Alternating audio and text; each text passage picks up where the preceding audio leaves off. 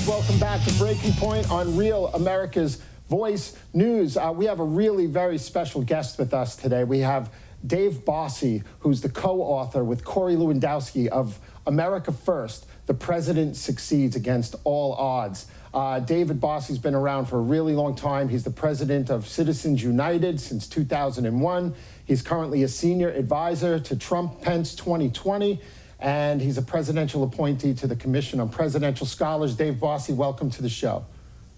Thanks for having me. I appreciate it. Yeah, we're really excited to have you today. It's an electric atmosphere, right? We have 4 or 5 weeks to the election. We travel with the White House press pool and I go to the rallies. And the secret out there is that's not getting talked about in the media is like a quarter of the people at the rallies I interview are Democrats, and they're crossing over. And I think they want safety and security, and they're really concerned. I don't know if that was conveyed in the debate the other day. What do you think? Well, the debate was very interesting, but I do think that the president made a lot of the points that he wanted to make, which really focused on Antifa as well as law and order supporting the police. And we just go through those questions real quickly. The president asked Joe Biden to condemn Antifa.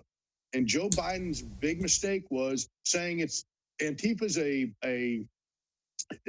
is an idea, not an organization. When in fact, the American people see Antifa as a terrorist organization because every night on their television they see cities being burned and the looting and the rioting going on, and that's not by anybody other than Antifa. So Joe Biden had a problem with that, and then of course the president famously asked him to just name one police organization that endorsed you, Joe, and he couldn't do that. Joe Biden couldn't do it because the women and men in blue, those people who put their lives on the line for us every day, the people who are between anarchy and a civil society, those members of the police departments across the country, including city union police departments that historically endorsed every Democrat for president, is not endorsing Joe Biden, but they have in fact endorsed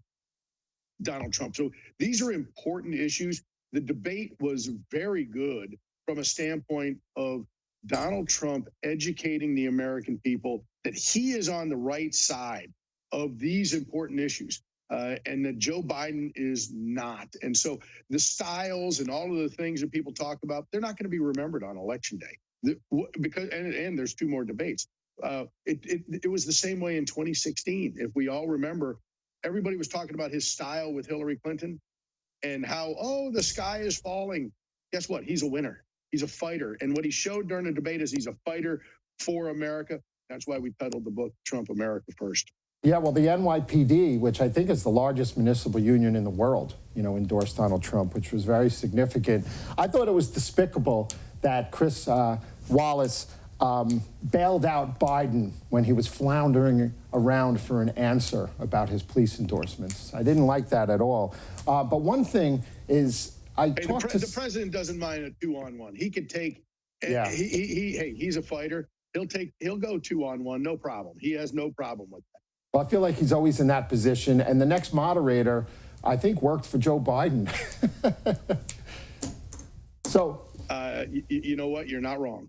I just wanted to bring up, I talk to Secret Service and the private security teams, for the Trump rallies all the time. And they tell me that they see the same people in the airports that are on the ground with earpieces in their ear in D.C. That are Antifa, like, field colonels.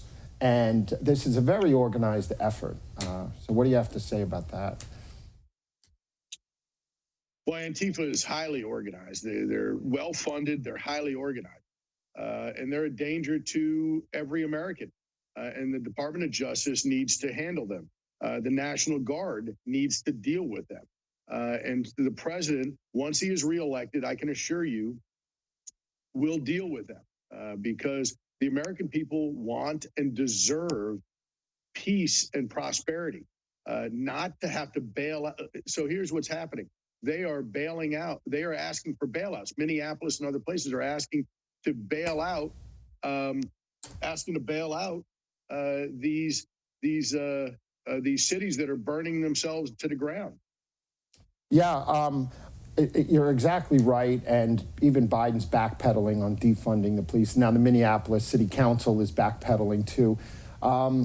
So I wanted to talk about the next debate. I think it's really important for Trump. And I know there's a sea change in the African American community in America that was moving more towards Trump. We interview people all the time who are black leaders who love Trump, and we know it's very special to him. But I think he really has to hammer home on the HBCUs, historic black colleges, universities, the opportunity zones that Tim Scott helped create. I'm in business in New York. I'm working on some of those zones. They're great.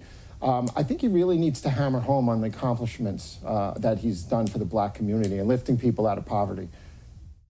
Yeah, I think that's right. And juxtaposing his record on supporting financially the historically black colleges and universities, for doing the opportunity zones that you're talking about, for creating criminal justice reform, and undoing the damage that Joe Biden did with the '94 crime bill. So we have a tremendous record. The president has a tremendous record. Juxtapose that to Joe Biden giving the eulogy for the Ku Klux Klan Grand Wizard.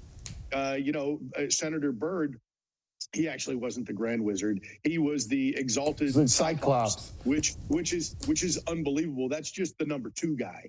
And so, in West Virginia, and for him to do that and then to hang out and be chummy with Senator Eastland and Talmadge of Georgia and Mississippi. Senator Eastland, when he was in the United States Senate, was called the voice of the white South. Okay, this is who Joe Biden hung out with. These are his colleagues. These are the people that Kamala Harris attacked Joe Biden over during during these primaries for the Democratic nomination.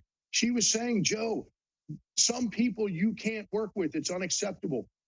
That's who she was talking about, in my opinion, is these segregationist senators who served with Joe Biden and who he chummed around with.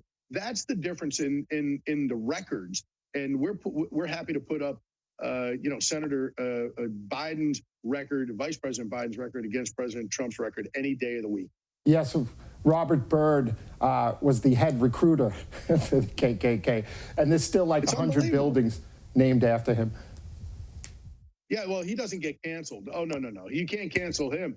He was a Democrat, okay? But, we've had senators, United States senators, who said Strom Thurmond was a good man, who had to resign their seats a few years ago. This is a total double standard that we're sick and tired of seeing. But we're going to make sure the American people know the truth over the next 34 days, and Donald Trump's going to win re-election. Yeah, and I think it's okay to repent if you had a bad past and everything, but they just are evil in what they're doing out there. But it's okay. But you know what? You're right. It is okay to change your heart and mind, and we're a forgiving people. But it's the hypocrisy of it all. It's the hypocrisy. It's okay for me, but not for thee. And that's the problem we have with these Democrats today. They hate this president more than they love the country. They're willing to do anything, say anything to try to destroy him and his family. And it's unacceptable to me. Yes. So we have about a minute left. I just want to talk about really quick. Hillary Clinton, now there's intelligence, there's proof that Hillary, as early as July 2016, maybe April, was taking advice of a foreign policy people, and they were orchestrating this scandal against fake allegations of Russian collusion from Trump. And then Senator Comey's before the Judiciary the other day, and he's got total memory loss. What do you say about these things? James Comey should answer for his crimes. That's what I say.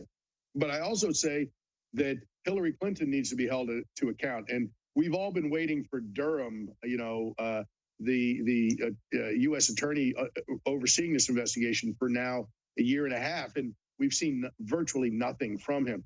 It's very disappointing, disheartening for us because, the House and Senate, which could have run oversight committee hearings and investigations and allowed the American people to learn what had happened, were told to stand down because Durham was going to do it. And that's the frustration that people like me have. And then Comey comes up there yesterday and really disrespects the entire system by saying, I don't remember, I don't recall. It just doesn't ring a bell. I mean, give me a break, Mr. Comey. You ran the FBI, you ran this investigation. Hillary Clinton started this thing as a political effort to defeat Donald Trump, to get people off of her email scandal. And then Donald Trump wins, and Obama and Biden and Clinton are in the Oval Office planning a soft coup to try to undermine this president. It's unacceptable. The American people should see it for what it is. Well, Dave Bossie, I want to thank you so much for joining us today. Everybody go out and buy Trump, America First. The president succeeds against all odds. And Dave Bossie, we'll have you back again, okay? Thanks for having me. Really enjoyed it. Thank you so much. This is David Zere. You're watching Breaking Point on Real America's Voice News, and we'll be right back with Dr. Stephen Hotze from Texas about corona.